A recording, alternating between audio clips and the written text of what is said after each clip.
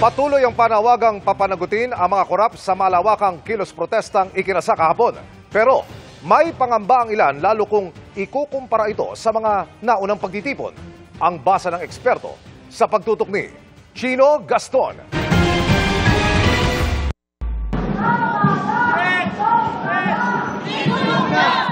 Muling nilahukan ng libo-libo ang pinakahuling protesta kontra katiwalian na isinabay sa araw ng kapanganakan ni Gat Andres Bonifacio.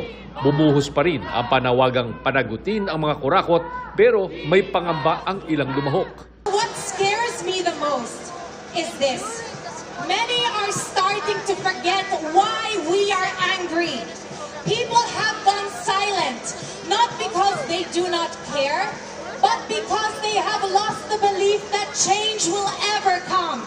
And every time we stay quiet, corruption wins.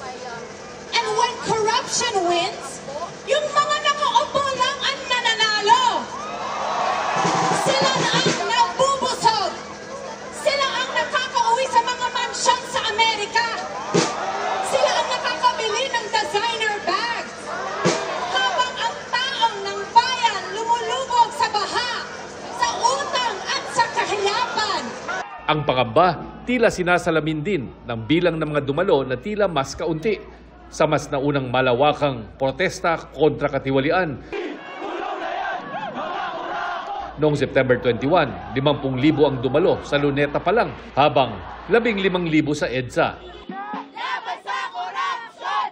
Noong November 16 at 17 naman, hanggang 600,000 ang dumalo sa pagtitipon sa Luneta.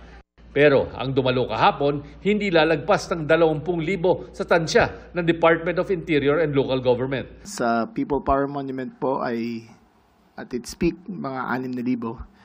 Sa Luneta ay 3,000. Sa Liwasang Bonifacio ay 1,000, 800 to 1,000. At its peak sa Mendiola on the first wave ay 2,000 and second wave ay 200.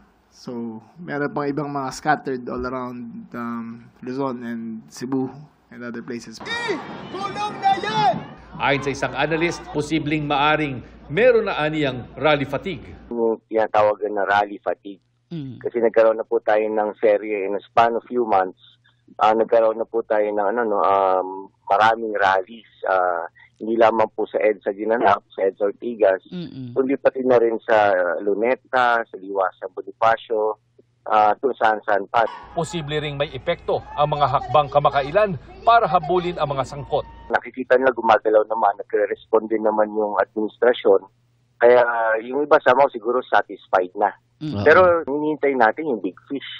So far, ang mga nahuhuli lang po yung mga yung mga sapsap, mga tawilis at kilis. Hindi naman nagkagulo sa mga pagkilos kahapon na mahigpit na binantayan ng mga otoridad.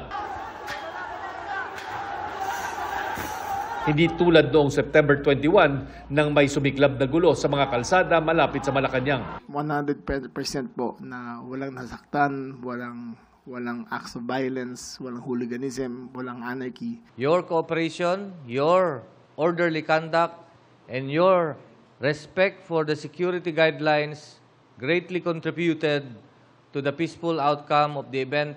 Para sa GMA Integrated News, Chino Gaston nakatutok, 24 oras.